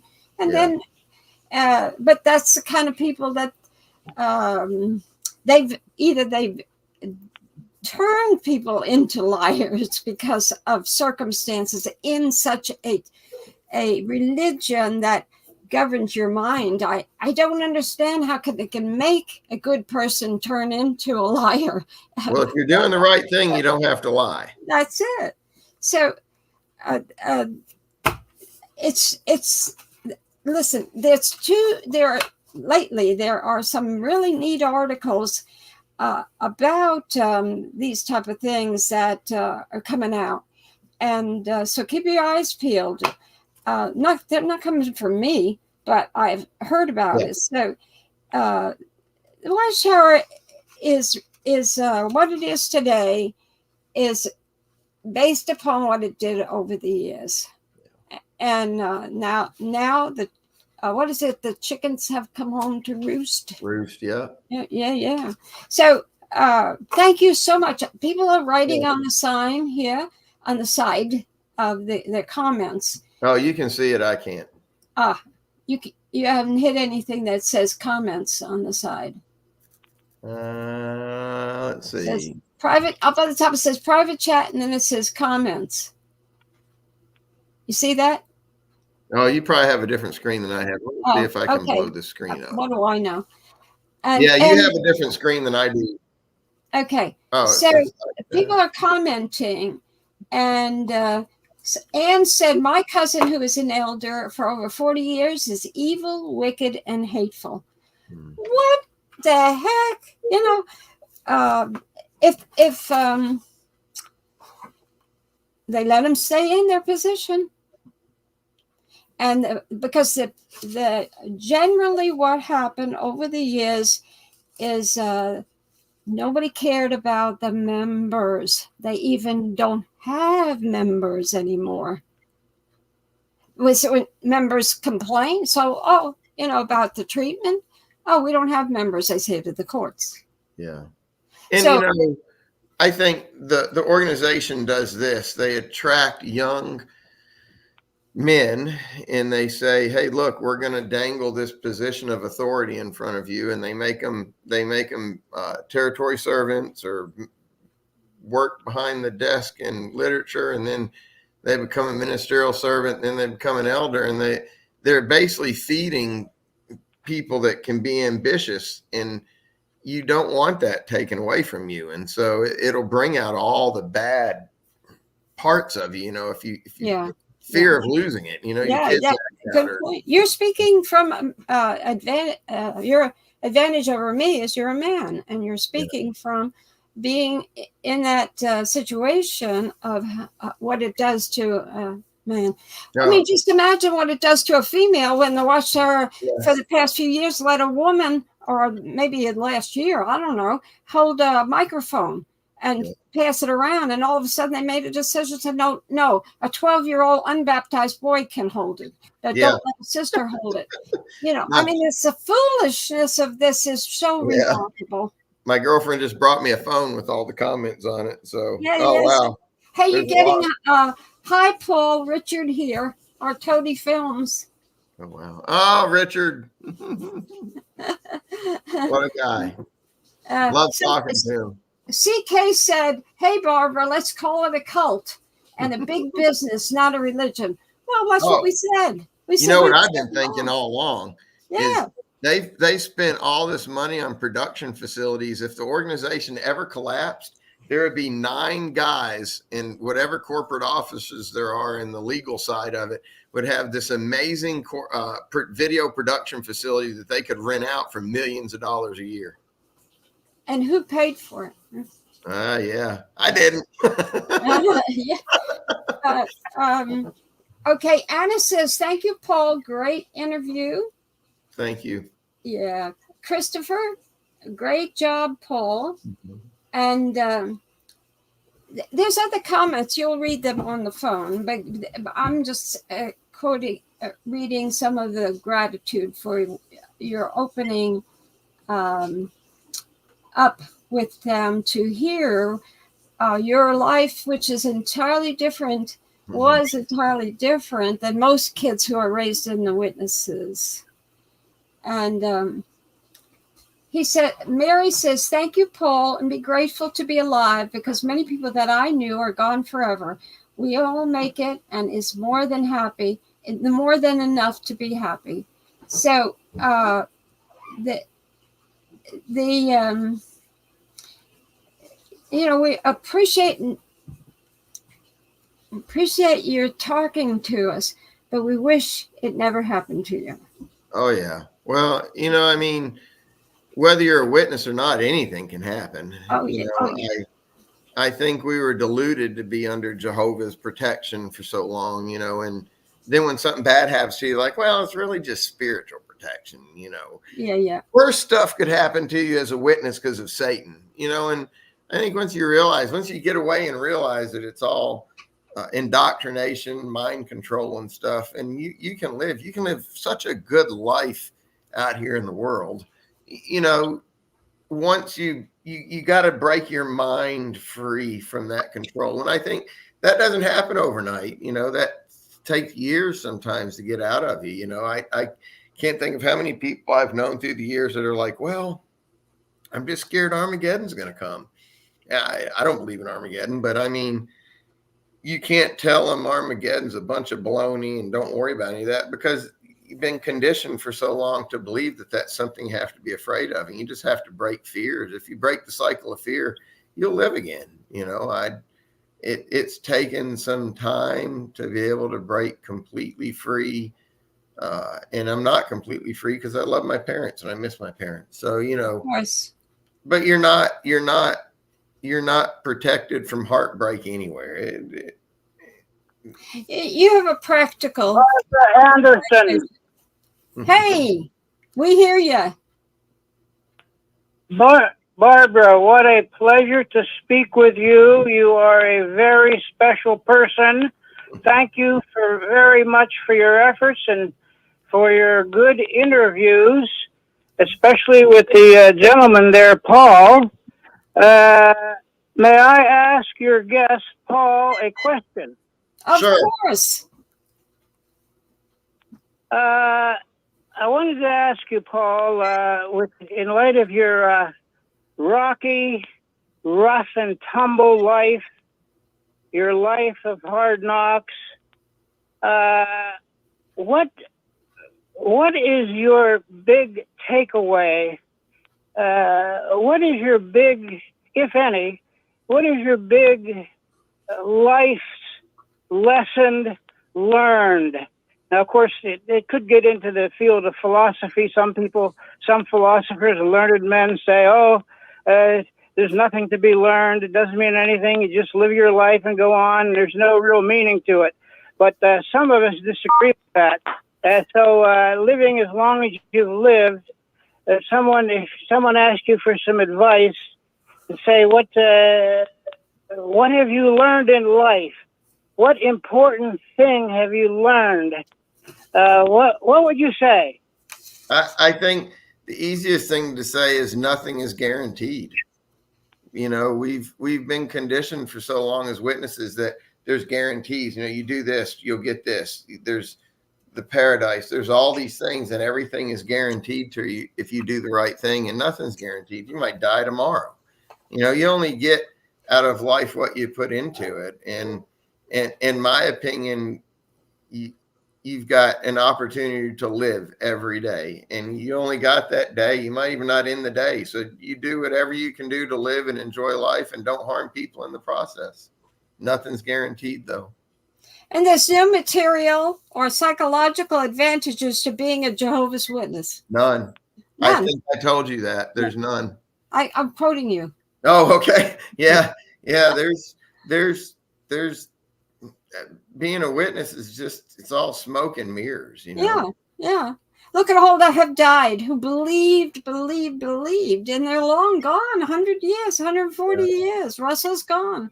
That saying, you only live once. Well, my girlfriend says you only die once. You live over and over and over again, Isn't that the truth? Yeah. You have to learn to live before you die. So there's no one answer to your question. No. Different folks, different strokes, how they reason and think on all of this. You look at your 10 years in prison and you're not bitter. You look at it from like maybe I wouldn't look at it if I had that background. But you're telling us something. You're telling us that life is what you make it, and you're responsible for what you do, and if you're going to mess it up, you have to pay the consequences. Only you. So the thing is, my mother used to say, you make your bed, you sleep in it. Yeah. And things are how you choose to look at it. I think the world is beautiful. I like listen to that song, What a Wonderful World, and it is. And when you look at things through that lens, everything's great. Yeah, there's problems everywhere, but if you look at everything around you and look for the good in it, And the same with people, man, life's just so much better. We were trained as witnesses to look for the bad in everything. Ooh, that's Good a pretty cool point. movie. Let's see how bad it is, That's a very good point. A negative. It's always a Hey, negative. hey, Barbara and Paul, we get a lot of people who like to speak up on a Oh, go telephone. ahead. So let's let them come in. If you'd like to say hello to Paul, Barbara, go ahead, hit *6 on your telephone pad. Go ahead and speak up. You're on with us. We thank Larry for coming in. And I just wanted to say, Paul, I really give you, you have such a nice temperament now. You're very articulate. You didn't mind going back and explaining to the audience the things that have happened to you. I've been listening here intently on the edge of my seat, really, just listening to some of this stuff. You had a very difficult life. What percentage of your life and having the difficulties that you experienced would you attribute to the Watchtower? What percentage, Paul? Probably, I would say until I became an adult, because at that point it was my choice to stay. So my years spent at home under the control of my parents, I would attribute that to Watchtower. Everything else after that, my decisions, I was an adult. I could have left. I could have left multiple times. I never had to go back. So, Is there anything of redeemable value that you would place on the Watchtower organization? I wouldn't suggest someone become a witness, but I'll say there were many takeaways from being a witness. You talked about articulate and able to speak.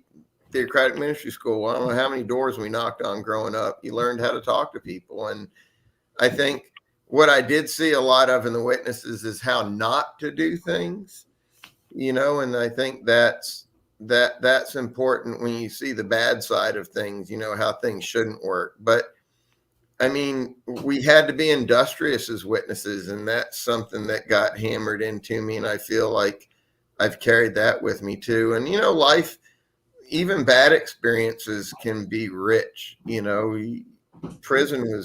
Prison's not a place you want to go, but it wasn't all bad experiences. I had a lot of good experiences in prison. I had a lot of good experiences Barbara and I laughed about, like Carl Klein and, some of the antics of him and others. It's just stuff you go through life. I mean, I can't say that someone that was a child sexual assault victim might look at that differently, and might have a different view of witnesses, or people that were abused in other ways could have a different view of witnesses. But if they didn't have the policies that they had, it wouldn't attract a certain type of person. See, so the responsibilities on both sides. Yes. Paul, you mentioned when you were going downstairs to your workshop and you started smoking some marijuana. And then there was a governing body member that was outside. One of the helpers to the governing body. One of the helpers, yeah. Yeah, he snuck out of the house, I guess. I don't know what he thought he was going to catch me doing, but he caught me smoking the devil's lettuce. Well, I would have offered him some if he had told me he was out there. Yeah. Hey, I've listened. In fact, Paul, I could listen to you for hours here. But, I've been doing the program here for 20 years, talked to so many ex-witnesses. What I really detect in your demeanor, your persona, your articulation, what I detect is sincerity, genuineness, almost friends, walk the straight and narrow, and your life can be a lot better. I really get that from you. And has anyone ever expressed that to you, that you come across as a very sincere, honest person? Has anyone told you that, Paul? Yeah, I've heard it once or twice. Yeah. No, you really do. You really do. You come across as a very sincere person. Hey, if someone would like to say hello to Paul, go ahead, hit *6. He's on with us. You heard his story. What would you like to say? My goodness. Well. Yes. I would like to ask, your story is just, as Rick said, it's just amazing. You're on the edge of your seat. when I'm listening to you, I'm thinking that when your father kicked you out of the house, that's when your life started making big changes, maybe not for the better. Do you agree that's true? Do you think your life would have been better had you not been kicked out of the house? I don't actually regret getting kicked out of the house. I know I had some rough experiences, but I feel like a lot of that shaped who I am now. I kind of believe in not having too many regrets or not wanting to change too much in the past, because you don't know where to get you. Everything you've done gets you to where you're at right now, and I'm happy where I'm at right now. Mm-hmm. Mm-hmm. Okay. Well, I was just curious because being that young and being left on your own has got to be one of the harder things you face. Yeah, I think, I think the emotional toll that takes, if you address it right away, you're not bitter about it. I got past it pretty quickly. I'm like, all right, I can't change it. I did what I did. I'm part of the reason is my actions got me here. So I can't be mad at them any more than, unless I'm at the same amount of anger with myself for doing the things that got me kicked out. So. Okay, well, thank you, Paul.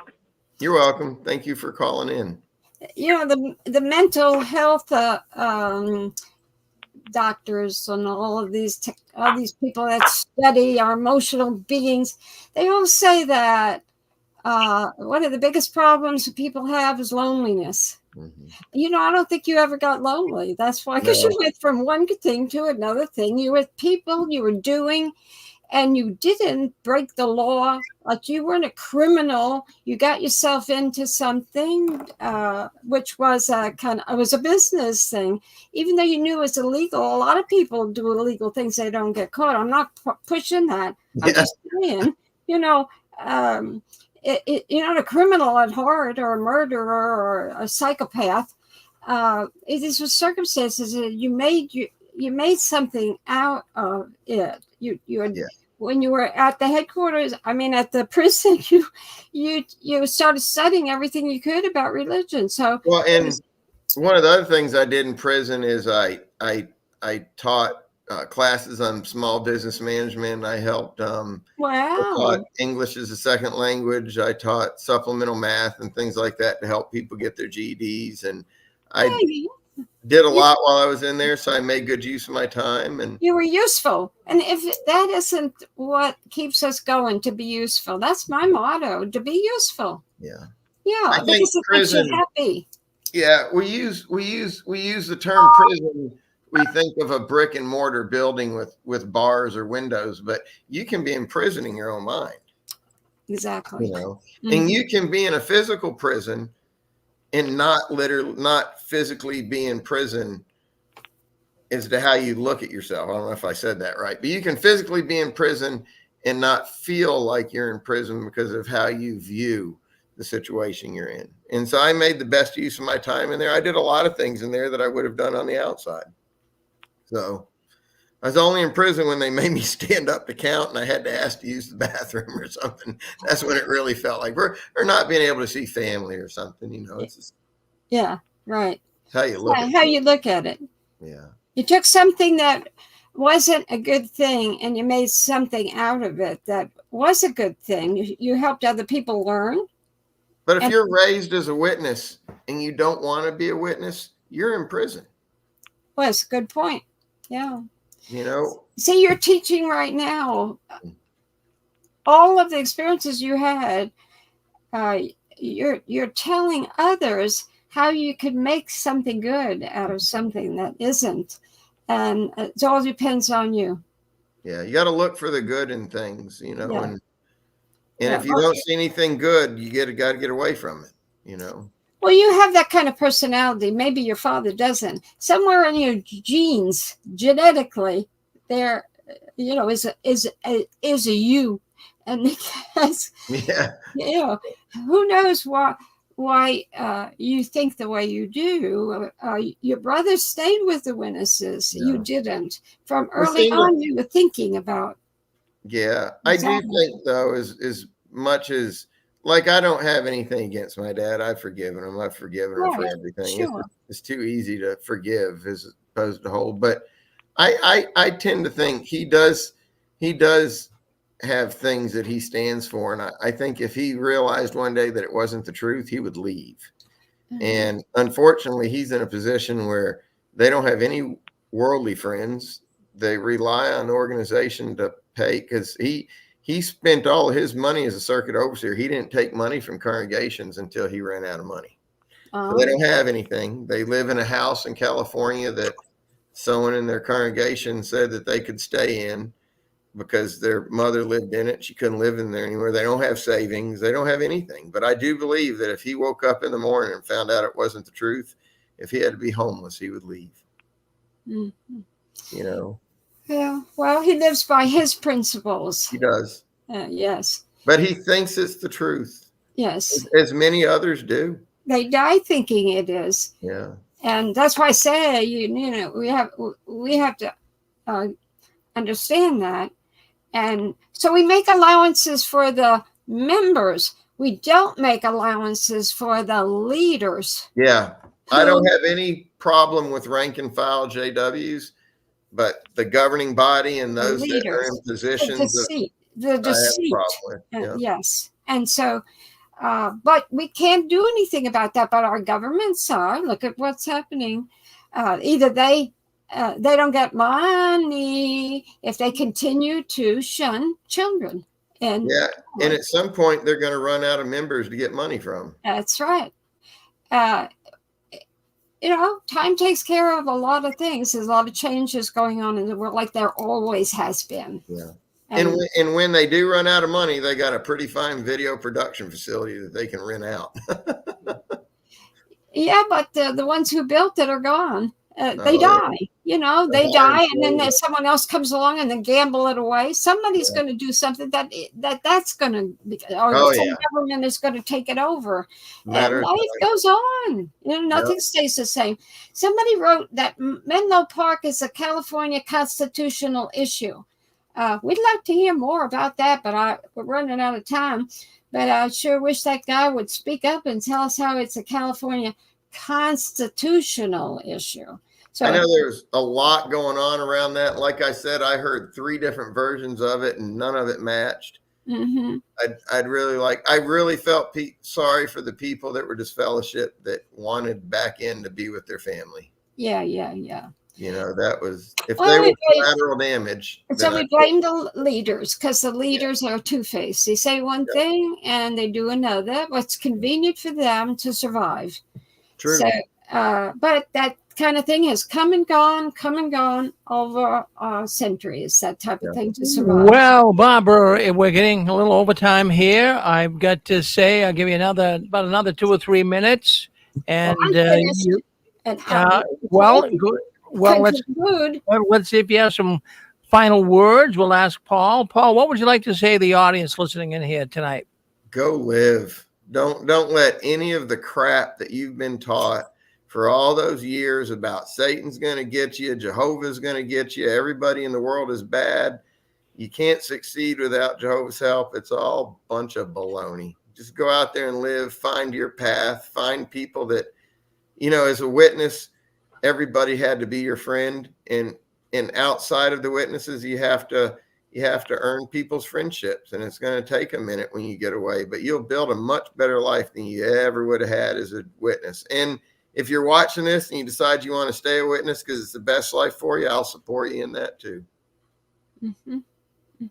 Well, there you go. In fact, I'm going to put this banner up once again. This is the banner that we've been promoting the program with. You can see it, and it shows Paul on looks like an all-terrain vehicle, probably heading into the woods. Well, we road race sidecars. Oh, you do? Yeah. Motorcycle sidecar road racing is what that is. Yeah. Well, there you go. So racing out of the Watchtower. How appropriate that's been, Paul. Seriously, a very good program. I enjoyed it so much. Had a lot of people listening in. Barbara, don't you ever change. You had a great guest come on here tonight. Thank you, Barbara. Well, thank the ones who recommended, because I didn't know Paul even existed until someone told me about him. His story is out there; it's making its way around, and here we are, Tennessee people, eventually, and his family too. And he tells me, he says he was so warned when I was on Dateline. They knew about me. I didn't know they were out there. And here, all these years later, we've come together. We are a brotherhood. Our just like the Watchtower belief system keeps them together, our belief system keeps us together. Yeah. Isn't that the crazy? That's the truth. We got to support each other outside to make sure we're all successful. And that's what programs like yours does. And I appreciate it. Yeah. And I got to give a shout out to JT and Lady C. Oh yeah. Oh yeah. Say it real quick. So my girlfriend, I put her on JT and Lady C so that she could understand the witnesses, and she loved them. That they made the most sense. They weren't the ranting and raving apostate that the organization warns about, and they just made sense for her. And I really appreciate them helping her. Well, they're very good people. And I have to say that, boy, a lot of good comments as well are still coming in here. Everyone's saying it's a great show, best interview yet. Thank you very much, you folks. Keep waving that flag of victory. And Paul, we wish you all the success going forward. Thank you. Don't forget us, Paul. I won't. No, you got to keep do some more outstanding things, and we'll interview again. Awesome. Sounds good. You guys take care. And thank you, Rick. Thank you. All right. Well, there we go. Well, that is our program for tonight. Watchtower Insider Barbara Anderson tells all. Well, that was, I'm going to tell you something. The more I listen to these interviews, and the more I listen to what ex-Jehovah's Witnesses have to say, it's just absolutely unbelievable. It's hard to really believe what goes on with people that have been involved with the Watchtower organization.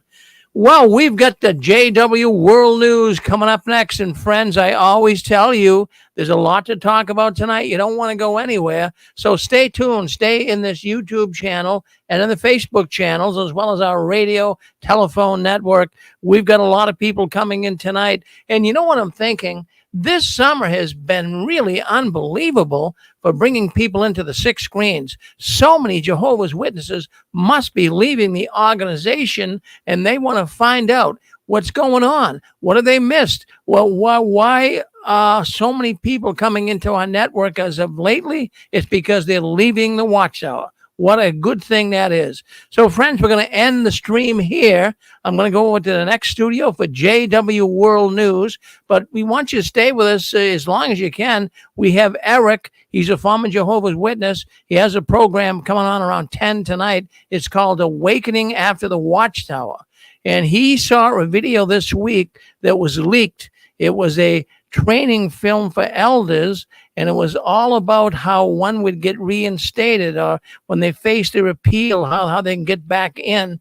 And it really triggered him. He wants to talk about that tonight. It triggered him and his wife, Desiree. So he wants to talk about that tonight. I know you're going to find it very, very fascinating. He's coming on about 10 tonight. But right now, we're going to go to JW World News. That's the news the Watchtower doesn't want us talking about, but we're going to talk about it tonight. So let's end the stream right here. And thank you for coming in. Thank all those that called in. Thank those that have written in Facebook and on the YouTube chat. Thank you very much.